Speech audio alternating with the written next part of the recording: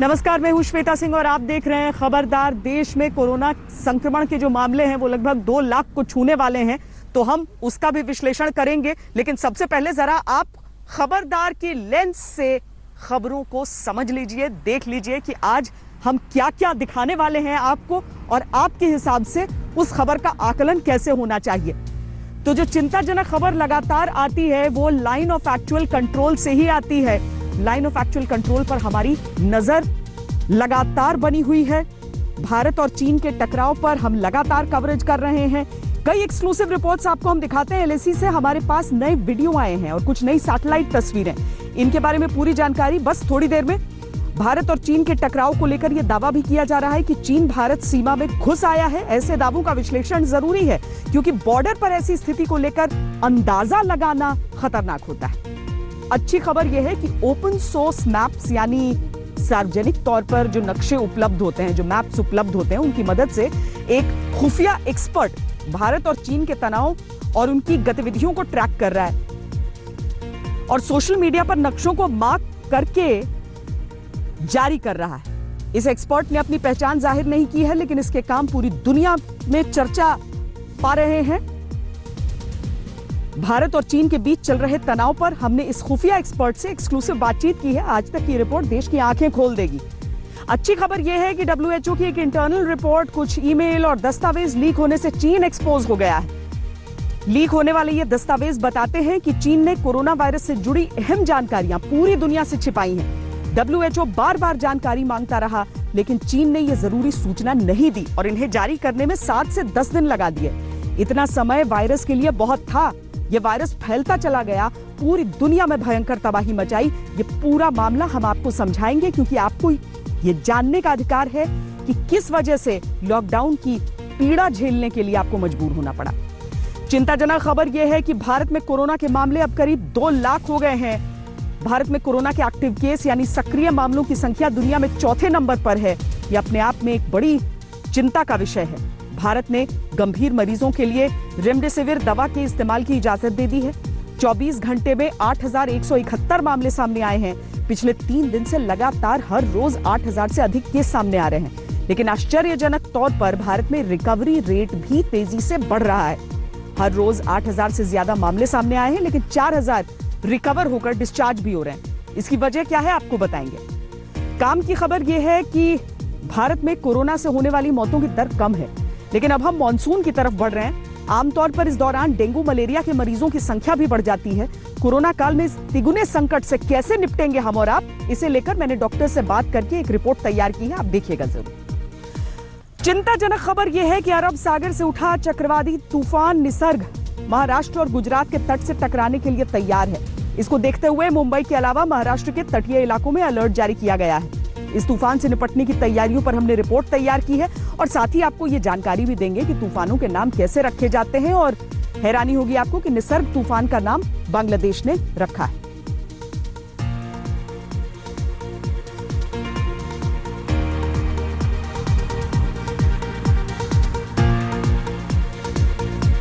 लेकिन सबसे पहले भारत और चीन की सीमा पर क्या चल रहा है, लद्दाख में क्या चल रहा है, वो हम आपको बताते हैं। क्योंकि जिस तरीके से लगातार दोनों देशों की सेनाएं अपनी अपनी जगहों पर काबिज होकर टिकी हुई हैं, उससे बहुत सारे लोगों के मन में बहुत संशय आता है। संशय इसलिए भी आता है क्योंकि कई तरह की रिपोर्ट्स ये कहती हैं कि जो चीनी सेना है वो लाइन ऑफ एक्चुअल कंट्रोल के बहुत भीतर तक दाखिल हो गई है। राजनीतिक आरोप भी इस तरह के लग रहे हैं। इसकी हकीकत क्या है, इसका पूरा विश्लेषण हम आगे कर रहे हैं। लेकिन क्या क्या हुआ है, किस तरह की परिस्थितियां हैं, क्योंकि अभी तक डोकलाम से अगर हम एक पैरेलल के तौर पर देखें तो लगभग वैसा ही गतिरोध नजर आता है कि चीनी सेना खड़ी है, हमारी सेना खड़ी है, कोई अभी फिलहाल पीछे हटने को तैयार नहीं है। लेकिन इस बार डोकलाम से अलग यह है कि चीन बहुत सधे हुए बयान दे रहा है, बहुत ज्यादा उकसाने की कोशिश नहीं कर रहा है। यह सारी कूटनीति और देश में चल रही राजनीति आपको सबसे पहले समझनी चाहिए।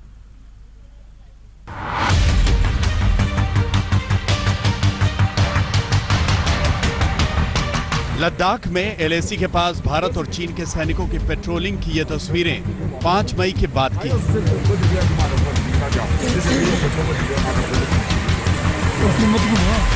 5 मई से भारत और चीन के बीच मौजूदा विवाद चल रहा है। और ये तस्वीरें एक बार फिर इस बात की पुष्टि कर रही हैं कि भारत चीन सरहद पर लगातार तनाव बना हुआ है।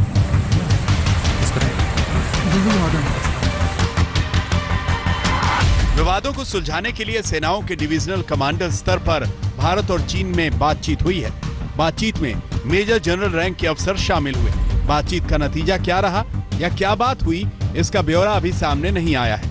मेजर जनरल रैंक पर भारत चीन के बीच मौजूदा विवाद पर तीसरी बार बातचीत हुई है। ब्रिगेडियर और कर्नल स्तरों पर कई बार बातचीत हो चुकी है।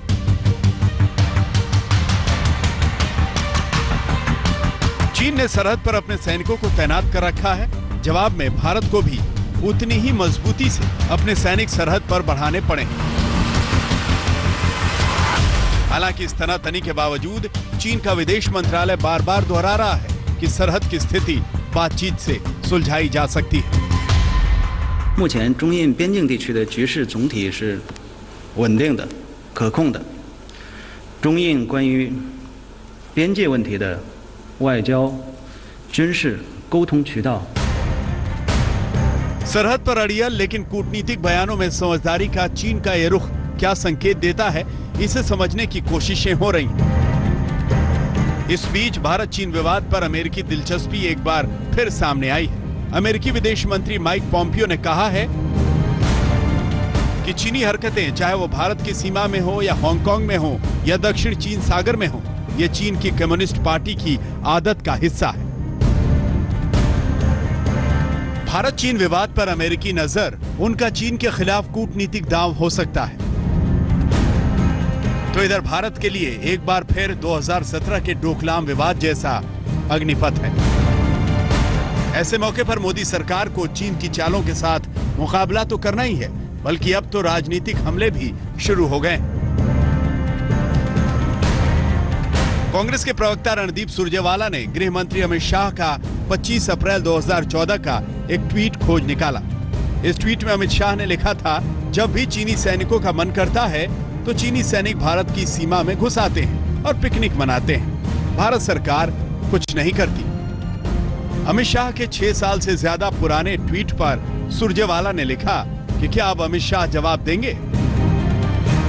पूर्व केंद्रीय मंत्री मनीष तिवारी ने भी यह कहकर सनसनी मचा दी कि चीनी सेना भारत में 40 से 60 किलोमीटर तक घुसपैठ कर चुकी है, जिस पर बीजेपी ने कड़ी प्रतिक्रिया दी है।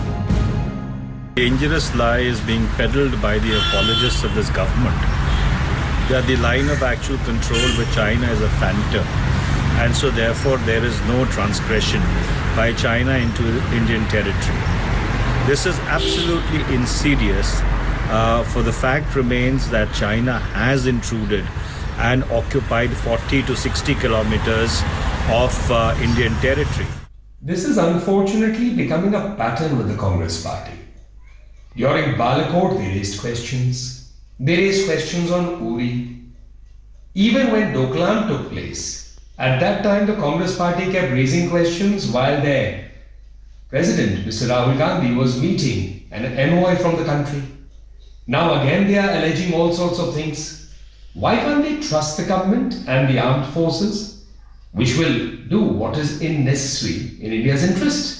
This is just politics and opposition for the sake of politics and opposition. BJP सरकार पर भरोसा रखने की नसीहत दे रही है, लेकिन चीन के साथ बनी स्थितियों को लेकर कांग्रेस के अलावा दूसरे विपक्षी दलों की उंगलियां भी उठने लगी हैं। 5000 से ज्यादा चीन के सिपाही इंडियन टेरिटरी पर कब्जा करके बैठे हैं। चाइना ने पहली मर्तबा इस तरह से एग्रेसिव तरीके से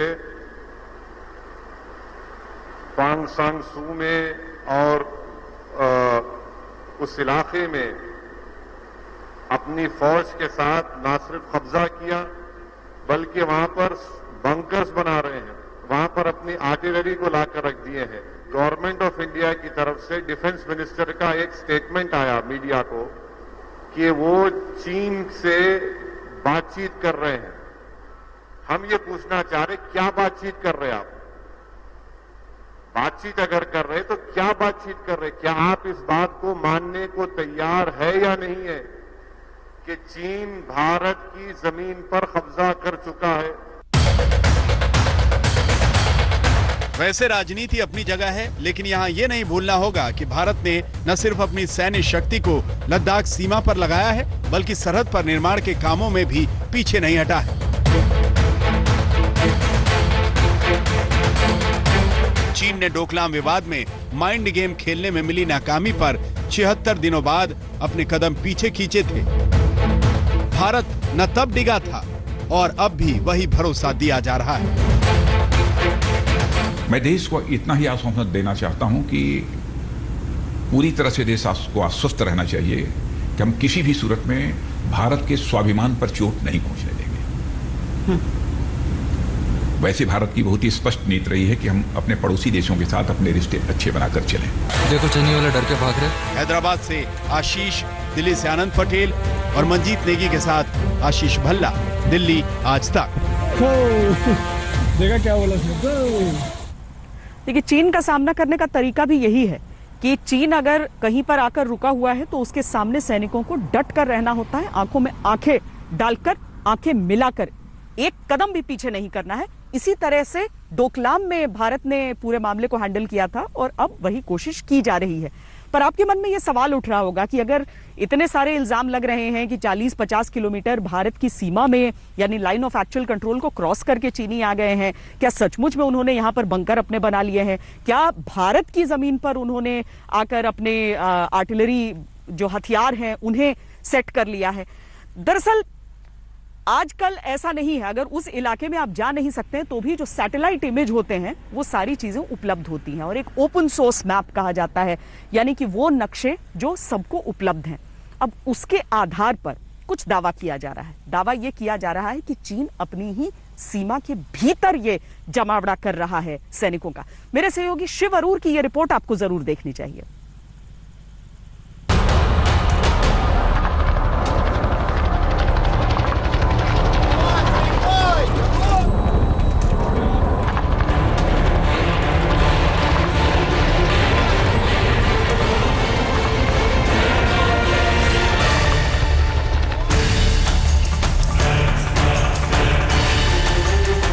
भारत और चीन का तनाव कम नहीं हो रहा और इस टकराव को लगभग 1 महीना पूरा होने को है। दुनिया के 2 सबसे ज्यादा आबादी वाले देश भारत और चीन लद्दाख में एक तरफ एलएसी पर लॉक में बंधे हुए हैं। दोनों में से कोई ना तो आगे बढ़ सकता है और ना ही पीछे हट सकता है। इस दौर में चीन भ्रम फैलाने वाली फेक न्यूज फैला रहा है और इसके जवाब में भारत शांत रहकर अपनी तैयारी कर रहा है। और इस घटनाक्रम पर पूरी दुनिया की नजर है। खास तौर पर आसमान से विवादित इलाके की जो तस्वीर मिल रही है उनसे बहुत कुछ समझा जा सकता है।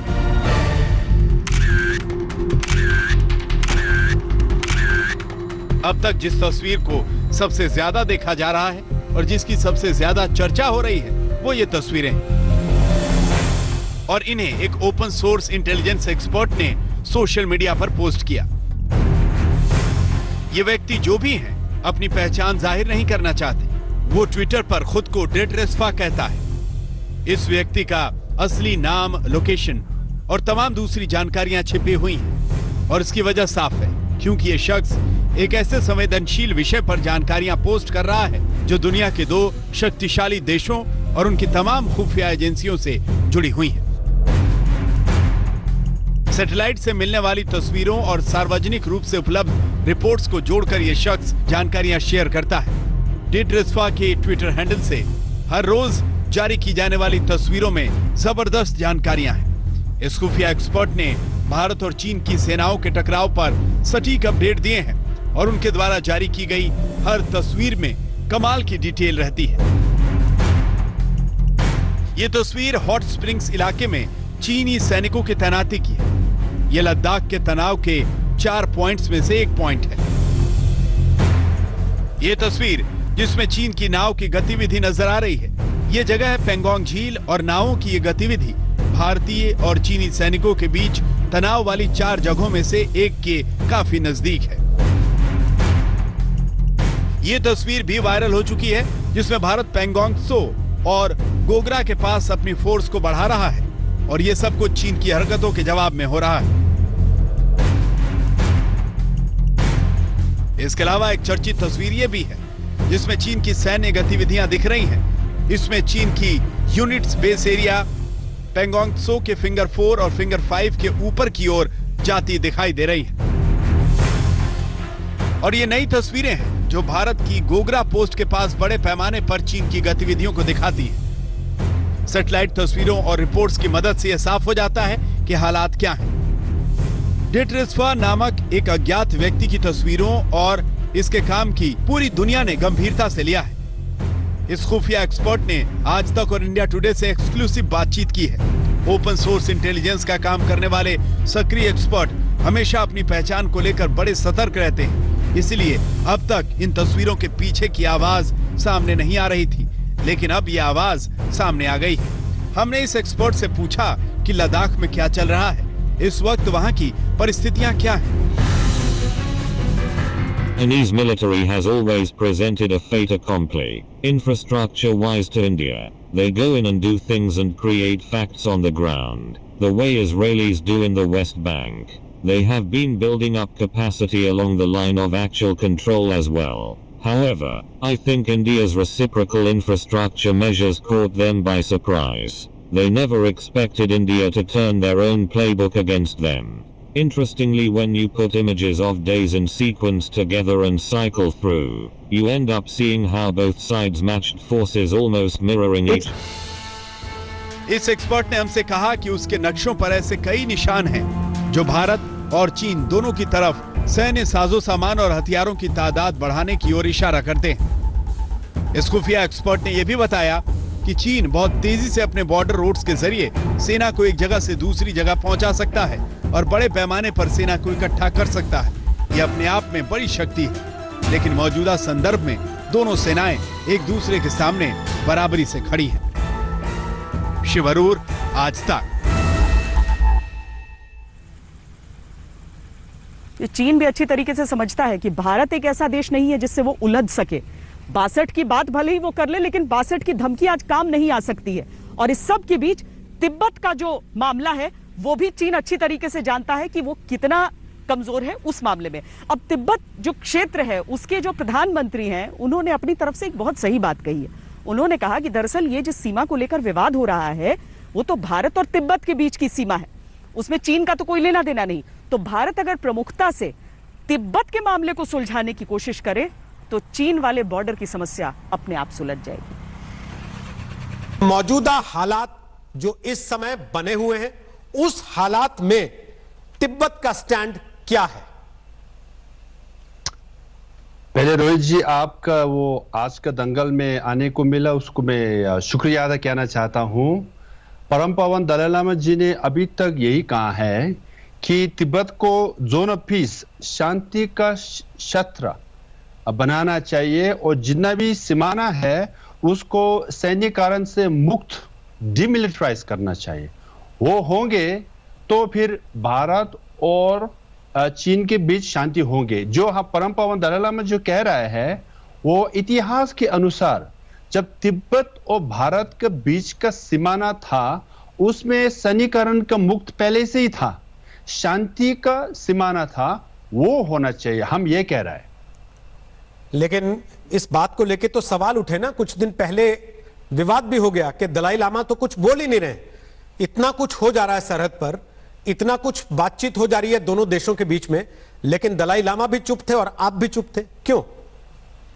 हम चुप कभी भी नहीं थे। परम पावन दलाई लामा जी ने 60 साल तक ये अभी तक कहते रहा है, लेकिन हमारा स्टैंड एकदम क्लियर है, क्योंकि हम मानते हैं कि लद्दाख है, अरुणाचल है, सिक्किम है, ये सब भारत का हिस्सा है।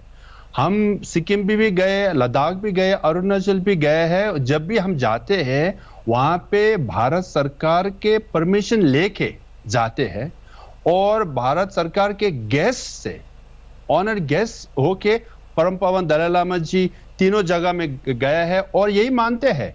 तो हम तो 60 साल से कह रहे हैं। अब आपको हम एक ऐसी खबर दिखाते हैं जिसे जानना आपके लिए बहुत जरूरी है। ये जो खबर है ये जुड़ी हुई है चीन और WHO के बीच जो बातचीत चलती थी, जो मेलबाजी चलती थी, जो सवालों के जवाब मांगे जाते थे। अब ये बातें धीरे धीरे सामने आ रही हैं और इन बातों को अगर आप देखिएगा तो आपको सीधे तौर पर समझ में आएगा कि आपकी जो अब तक की पीड़ा है वो शायद कम हो सकती थी अगर चीन ने उस समय कोऑपरेट कर लिया होता, WHO के साथ सवालों के जवाब दे दिए होते। तो ये सारी चीजें किस तरीके से सामने आ रही हैं वो भी देखिए। WHO की एक इंटरनल रिपोर्ट है। कुछ ईमेल और दस्तावेज लीक होने से चीन बुरी तरह एक्सपोज हो गया है।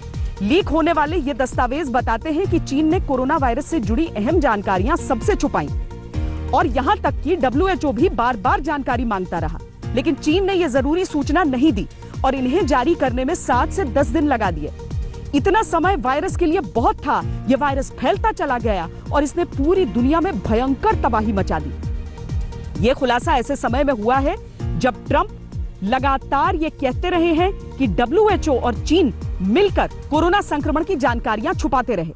ट्रंप WHO से रिश्ते तोड़ने की घोषणा कर चुके हैं और कह चुके हैं कि अमेरिका WHO को $45 करोड़ नहीं देगा। दूसरी तरफ WHO इन आरोपों की स्वतंत्र जांच के लिए राजी है और चीन के राष्ट्रपति शी जिनपिंग ये कह रहे हैं कि उन्होंने WHO को सारी जानकारियां एकदम सही समय पर दी हैं और जिनपिंग ने कोरोना से लड़ने के लिए $2 अरब की सहायता राशि देने की कसम भी एकदम सही समय पर खाई है। दस्तावेजों में दबा कड़वा सच क्या है ये आप खुद देखिए।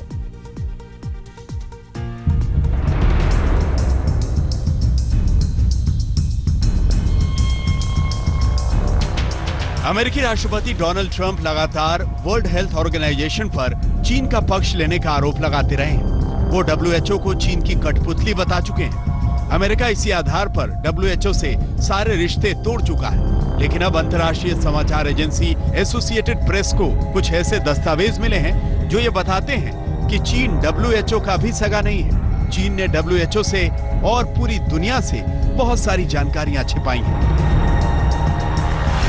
एसोसिएटेड प्रेस को जो दस्तावेज मिले हैं उनमें कई ईमेल, चीन के स्वास्थ्य मंत्रालय के गोपनीय दस्तावेज और कोरोना मरीजों और उनका इलाज करने वाले स्वास्थ्य कर्मियों के इंटरव्यू शामिल हैं।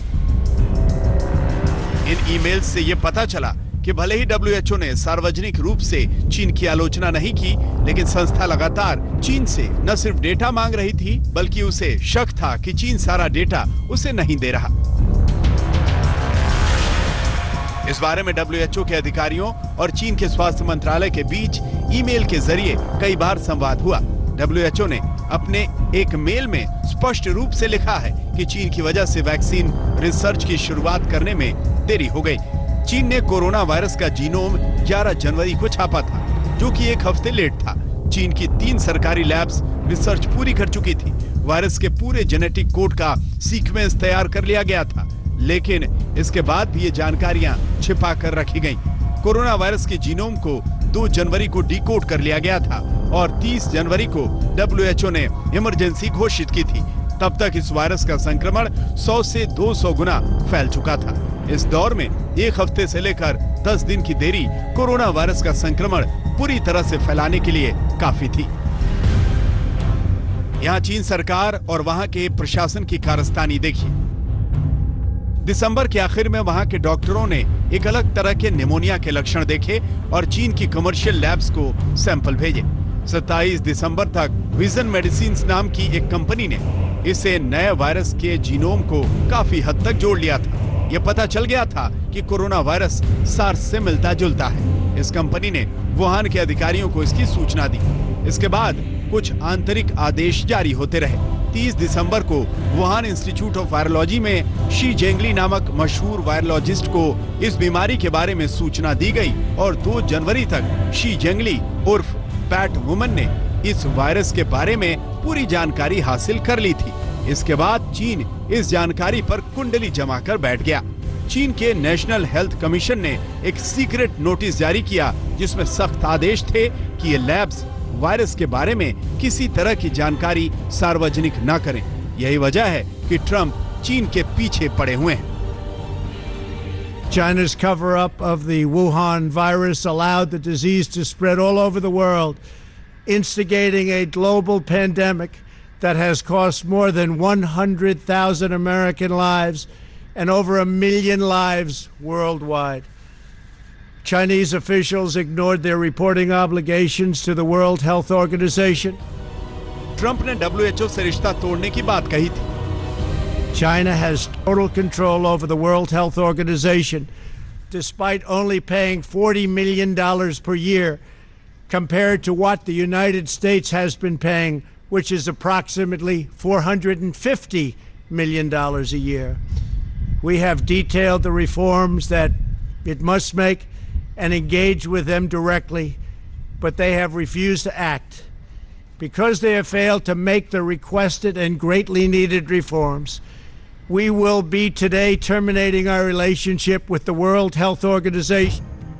ट्रंप के इस हमले के बाद से WHO रक्षात्मक हो गया है, क्योंकि उसे अमेरिका से हर साल सबसे ज्यादा पैसा मिलता है। WHO और चीन पर यह खुलासा ऐसे वक्त में हुआ है जब दोनों पर ही पूरी दुनिया सवाल उठा रही है। इसके बाद चीन पूरी तरह विलन बनेगा, जबकि WHO के लिए ये एक तरह से डैमेज कंट्रोल है।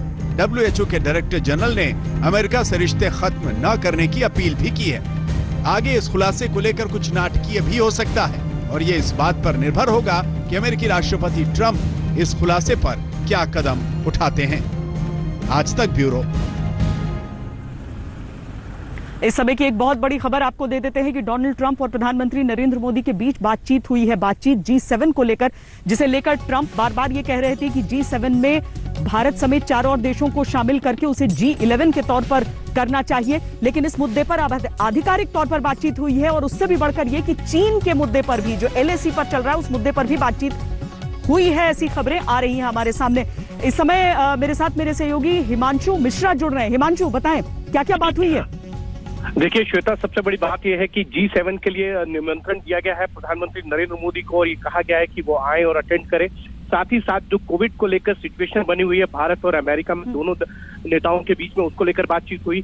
LAC पे जो चाइना और भारत के बीच में तनाव है उसको लेकर बातचीत हुई और साथ ही साथ WHO को लेकर भी बातचीत हुई है और उसमें किस तरीके से और सुधार लाया जा सकता है। इन सब विषयों को लेकर दोनों विश्व के बड़े नेताओं के बीच में बातचीत हुई है। तो ये कहा जा सकता है कि भारत और अमेरिका के जिस तरीके से पिछले कुछ दिनों के अंदर रिश्ते, और डोनाल्ड ट्रंप जिस तरीके से ये कहते रहे हैं कि वो मध्यस्थता करने के लिए तैयार है भारत और चाइना के बीच में, और उन्होंने कहा था कि प्रधानमंत्री नरेंद्र मोदी से उनकी बातचीत हुई है। लेकिन आज जो है प्रधानमंत्री नरेंद्र मोदी और डोनाल्ड ट्रंप की बातचीत हुई है, ये खुद भारत सरकार की तरफ से कहा गया है। जी, चूंकि जब पिछली बार ट्रंप ने ऐसा कहा कि मोदी जी से उनकी बातचीत हुई और वो उनको बहुत ज्यादा खुश नहीं दिखे, तब अमेरिकन प्रशासन के लिए बड़ा एम्बैरेसमेंट भी हो गया था कि भारत के साथ और प्रधानमंत्री नरेंद्र मोदी के साथ तो उनकी पिछले कई महीनों में बातचीत ही नहीं हुई थी। लेकिन आज जब ये बातचीत हुई तो हम ज्यादा ये समझें कि अमेरिका की तरफ से एक टोह लेने की कोशिश हुई है कि भारत का रुख क्या है और किस तरह की स्थिति है, या इस तरह की भी कुछ खबरें आ रही हैं कि मुमकिन है उन्होंने फिर से प्रस्ताव दे दिया हो कि मैं बात करना चाहता हूं, मध्यस्थता करना चाहता हूं, जो बार बार ट्रंप हर मंच से दोहराते हैं। देखिए, मध्यस्थता वो करना चाहते हैं, नहीं करना चाहते, ये बात शायद आज नहीं हुई है, क्योंकि भारत सरकार की तरफ से जानकारी दी गई है और उसमें G7 को लेकर बातचीत हुई है। कोरोना का जिस तरीके से कहर न सिर्फ भारत और अमेरिका में है और पूरे विश्व में फैला हुआ है, उसको लेकर बातचीत हुई है। उससे किस तरीके से बाहर निकला जा सकता है उसको लेकर बातचीत हुई है। LAC भारत और चाइना के बीच में जिस तरीके से पिछले कुछ दिनों के अंदर विवाद बढ़ा है उसको लेकर बातचीत हुई है। WHO को लेकर बातचीत हुई है और तमाम किस तरीके से जो है आगे बढ़ा जाएगा, इन सब विषयों पर बातचीत हुई है। लेकिन मध्यस्थता को लेकर भारत सरकार की तरफ से बिल्कुल कोई इस तरीके की बातचीत नहीं की कि अमेरिका की तरफ से मध्यस्थता का कोई प्रस्ताव है भारत और चीन के बीच में। लेकिन इतना तो समझ में आता है कि चीन से जिस तरह के रिश्ते चल रहे हैं अमेरिका के, वो भी चाहता है इसमें कि भारत जैसा परिपक्व देश इस क्षेत्र में कम से कम इस तरह का उसका एक साझेदार रहे जो चीन की चालाकियों को एक चेक के तौर पर रखे। तो अमेरिका चीन के संदर्भ में कोरोना को लेकर भी जिस तरह से वहां से बयान आते रहे, या WHO को लेकर जिस तरह से उसकी तरफ से बयान आते रहे चीन के परिप्रेक्ष्य में, अमेरिका जाहिर है पूरी तरीके से चाहता है कि भारत उसका एक बहुत अहम साझेदार रहे। हिमांशु, देखिए, बिल्कुल अमेरिका ये जरूर चाहेगा कि भारत जिस तरीके से साउथ ईस्ट एशिया के अंदर एक बड़ी शक्ति के रूप में जाना जाता है, और भारत के लिए ये कहा जा सकता है कि चाइना के बाद अगर कहीं इंडस्ट्री ग्रो कर सकती है तो वो भारत है, और अमेरिका उसको देख भी रहा है और विश्व के अन्य देश भी देख रहे हैं। और इसलिए अमेरिका चाहता है कि भारत के साथ उसके रिश्ते जो है वो बिल्कुल मधुर संबंध वाले रहे। और चाइना के साथ जिस तरीके से उनका कंसल्टेशन चल रहा है और इधर से भारत और चाइना के बीच में कंसल्टेशन है, अमेरिका जरूर चाहता है कि भारत और अमेरिका जो है वो एक साथ एक मंच पे दिखाई दे और दोनों के विचार एक जैसे ही दिखाई दे। ये कोशिश अमेरिका की तरफ से है, लेकिन भारत की तरफ से जो है ये कहा जा सकता है कि वो अभी इस पूरी स्थिति को देख रहा है कि किस तरीके से अमेरिका और चाइना के भी रिश्ते हैं। लेकिन G7 के विस्तार की जिस तरह से बात कर रहा है अमेरिका और वो चाहता है कि भारत उसमें रहे, क्या हम माने कि भारत अपनी तरफ से हामी भर चुका है या फिर अब अमेरिका का चूंकि अब आधिकारिक प्रस्ताव आया है, भारत अब सोचेगा? देखिए, बिल्कुल आधिकारिक प्रस्ताव जो है वो अमेरिका की तरफ से दिया गया है। G7 को एक्सटेंड करने की बात हो रही है, उसको G11 किए जाने की बात चल रही है। अब भारत उस पर जरूर विचार करेगा और अमेरिका की तरफ से क्योंकि प्रस्ताव आया है तो सबसे बड़ी बात यह है कि भारत अब विचार करने के बाद अपना फैसला जरूर जो है वो G7 के जो ऑर्गेनाइजर है उनको और यूएस के जो माफ कीजिएगा राष्ट्रपति हैं डोनाल्ड ट्रंप, उनको जरूर बताएगा। लेकिन एक बड़ी तरीके से अगर देखा जाए तो भारत के लिए एक कूटनीतिक जीत है कि G7 को बढ़ाकर जब G11 किया जा रहा है और उसमें सबसे पहले अगर किसी को इन्विटेशन दिया जा रहा है तो वो भारत को दिया जा रहा है। और ये कहा जा सकता है कि प्रधानमंत्री नरेंद्र मोदी की जो कूटनीति है वो एक सफल होती दिख रही है इसमें। जी, बहुत बहुत धन्यवाद हिमांशु मिश्रा हमसे बातचीत करने के लिए। तो प्रधानमंत्री नरेंद्र मोदी की बातचीत हुई है अमेरिका के राष्ट्रपति डोनाल्ड ट्रंप के साथ और उसमें G7 को लेकर न्योता और चीन के साथ भी बातचीत। और जानकारी के साथ हमारी सहयोगी गीता मोहन भी इस समय हमारे साथ जुड़ रही हैं। गीता, G7 का विस्तार, उसको एक्सपैंड करने के बाद भारत को एक इन्विटेशन देना और साथ ही चाइना को लेकर एक तरह से बातचीत अगर हम अमेरिका के साथ देखें भारत की, क्या संकेत? तो भारत वैसे ही बहुत ही महत्वपूर्ण रोल प्ले कर रहा था G7 स्टेट्स के साथ। पिछले साल फ्रेंच प्रेसिडेंट ने भी न्योता दिया था और प्रधानमंत्री नरेंद्र मोदी फ्रांस गए थे G7 में स्पेशल गेस्ट के तौर पे। इस बारी जब G7 का एक्सपेंशन हो रहा है और वो प्रपोजल खुद प्रेसिडेंट ट्रंप ने दिया है तो फिर ये जरूरी था कि भारत उस G7 एक्सपैंडेड ग्रुप में जरूर हो। तो इससे ये बहुत ही इंपॉर्टेंट कॉल था दोनों लीडर्स के बीच में, जहाँ पे प्रेसिडेंट ट्रंप ने न्योता फिर से प्रधानमंत्री नरेंद्र मोदी के आगे रखा है, न केवल अटेंड करने के लिए लेकिन एक G7 एक्सपैंडेड ग्रुप का हिस्सा बनने के लिए। तो बहुत ही बड़ा डिप्लोमेटिक अचीवमेंट है। दूसरा बहुत इंपॉर्टेंट मुद्दा वो है जो इंडिया चाइना बॉर्डर पे हो रहा है, वो सिचुएशन को डिस्कस किया दोनों लीडर्स ने। हम ये जानते हैं कि ये पहला कॉन्वर्सेशन होगा जहां एक तरफ प्रेसिडेंट ट्रंप बोल रहे थे कि उन्होंने बात की थी प्रधानमंत्री नरेंद्र मोदी के साथ, वो पहले नहीं हुआ था लेकिन अब हुआ है। कहीं ना कहीं प्रधानमंत्री नरेंद्र मोदी ने ये जरूर बताया होगा ट्रंप को कि ये बायलैटरल मामला है और बायलैटरली ही रिजॉल्व होगा। तो G7 यानी ग्रुप ऑफ 7 कंट्रीज जिसमें 7 अलग अलग देशों में अमेरिका, इंग्लैंड, ये प्रमुख देश शामिल हैं। अब अमेरिका चाहता था कि इसका विस्तार किया जाए और ये G11 हो जिसमें भारत, ऑस्ट्रेलिया, साउथ कोरिया और साथ में रूस हो। इंग्लैंड नहीं चाहता था कि रूस इसमें शामिल हो, लेकिन और जानकारी के साथ इस समय मेरे सहयोगी राहुल कंवल हमारे साथ जुड़ रहे हैं। राहुल, रूस ने औपचारिक तौर पर मना कर दिया, इनकार कर दिया, वो नहीं आना चाहते हैं, नहीं होना चाहते हैं इसका हिस्सा। श्वेता, भारत के प्रधानमंत्री नरेंद्र मोदी जी की अमेरिका के राष्ट्रपति डोनाल्ड ट्रंप से जो आज बातचीत हुई है उसकी सबसे खास बात यह है कि भारत और चीन के बीच इस वक्त जो बॉर्डर पर तनाव है उस पर इन दोनों देशों के नेताओं के बीच में बातचीत हुई है। पिछली दफा जब इस तरह की बातचीत आई थी, जिस तरह की खबरें आई थी, तो सरकार ने कहा था कि भारत और चीन के बीच में मध्यस्थता चल रही है, बातचीत चल रही है और किसी तीसरे देश के नेता की इसमें जुड़ने की कोई ज़रूरत नहीं है।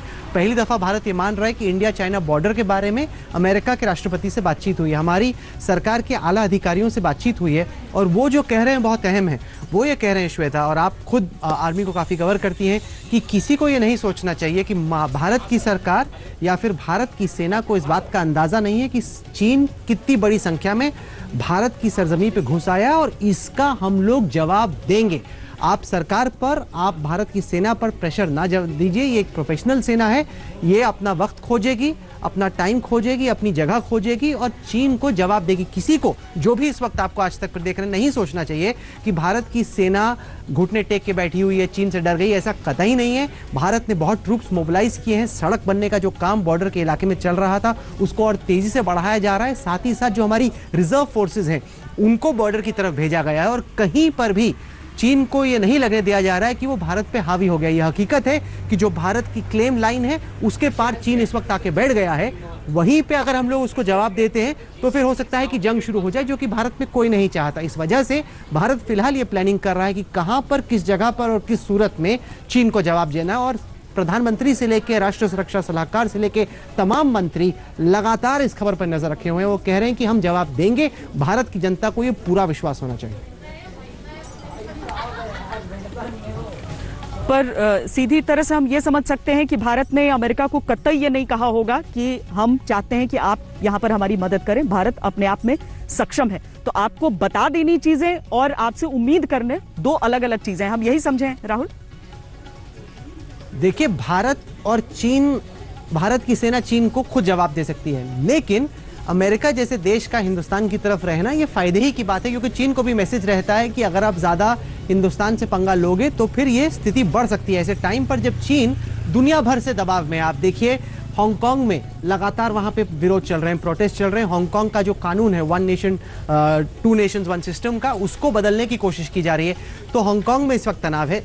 ताइवान को एक बार फिर से चीन में शामिल करने के लिए चीन प्रेशर डाल रहा है। और साउथ चाइना सी में भी चीनी नेवी जो है बहुत अग्रेसिव मिलिट्री पॉस्चरिंग कर रही है। तो चीन ने अलग अलग जगहों पे मोर्चा खोला हुआ है। जब हमने भारत की सरकार के तमाम आला अधिकारियों से पूछा कि ऐसे टाइम पे जब दुनिया भर में कोरोना वायरस फैला हुआ है, चीन इस तरह की बदमाशी क्यों कर रहा है, तो उनका कहना है कि चूंकि चीन में लोगों में रोष है कि एक तो वुहान से ये वायरस निकला, लोगों में धारणा बनी कि सरकार उसको ठीक से हैंडल नहीं कर पाई। दो कम्युनिस्ट पार्टी के जो फॉर्मर मेंबर्स हैं, उन्होंने शी जिनपिंग जो कि चीन के राष्ट्रपति हैं, उनके खिलाफ लंबे लंबे लेख लिखे, जो कि चीन, जहां पे आप कुछ भी कह सकते हैं पीएम मोदी को, भारत की सेना को, वहां पे नहीं होता ऐसा अलाउड। आप कहते हैं तो आपको सीधे जेल में बंद किया जाता है या आप गायब हो जाते हैं। दो कम्युनिस्ट पार्टी के मेंबर्स ने चीन के राष्ट्रपति के खिलाफ चिट्ठियां लिखी, उसको लेके वहां पे बवाल हुआ। तो कहीं ना कहीं ये धारणा बन रही है कि शी जिनपिंग इस वक्त प्रेशर में है और वो चाहते हैं कि जब वो प्रेशर में हो तो दिखाएं कि देखिए हांगकांग में भी चल रहा है, भारत की सेना के साथ भी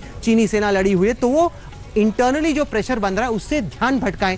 तो चीन के राष्ट्रपति की कहीं ना कहीं ये कोशिश है और इस गेम का अंदाजा भारत को है। और देखिए कहीं पर भी ना उससे इनकार हो रहा है। आपने इंटरव्यू किया, बहुत जबरदस्त इंटरव्यू था आपका रक्षा मंत्री से, उन्होंने माना कि हम जवाब देंगे। उन्होंने कहीं नहीं कहा कि कोई प्रॉब्लम नहीं है या सब एकदम बम बम है, बिल्कुल भी नहीं। उन्होंने कहा कि स्थिति है, हम लोग बातचीत करें। भारत की उम्मीद यह है कि चीन को समझ में आएगा कि फिलहाल इस पंगा का कोई फायदा नहीं है, उनको स्टैंड डाउन करके अपनी सेना को वापस ले आना चाहिए। अगर ऐसा नहीं हुआ तो हमारी जितने भी मोदी सरकार के तमाम मंत्रियों से, अधिकारियों से बातचीत हुई, उनका कहना है कि हमने अपनी सेना को तैयार कर दिया है। अगर जरूरत पड़ी तो हम चीन को उसी की जुबान में, जैसे हमने पाकिस्तान को जवाब दिया, चीन को जवाब देंगे। लेकिन फिलहाल कोई ऐसा चाहता नहीं है, क्योंकि वैसे ही कोरोना वायरस है, वैसे ही स्थिति नाजुक है। तो ये हमारी प्राथमिकता नहीं है। हम कहीं पर भी जंग नहीं चाहते, हम कहीं पर भी ये नहीं चाहते कि दोनों देशों की जो सेना है उनमें कोई झकझक हो। अब चीन को तय करना है श्वेता कि क्या करना है आगे। बहुत बहुत शुक्रिया राहुल कंवल। भारत में मामले 2 लाख के करीब पहुंच रहे हैं, लेकिन भारत का रिकवरी रेट जो है वो रोज के इन्फेक्शन रेट से 50% इस समय चल रहा है, जो कि भारत के लिए थोड़ी राहत की खबर हो सकती है। लेकिन फिर भी अभी लड़ाई लंबी है। खबरदार में आज के लिए इतना ही। देश और दुनिया की बाकी खबरों के लिए आप देखते रहिए आज। नमस्कार, मैं हूं अंजना ओम कश्यप। हमें उम्मीद है ये वीडियो आपको पसंद आया होगा।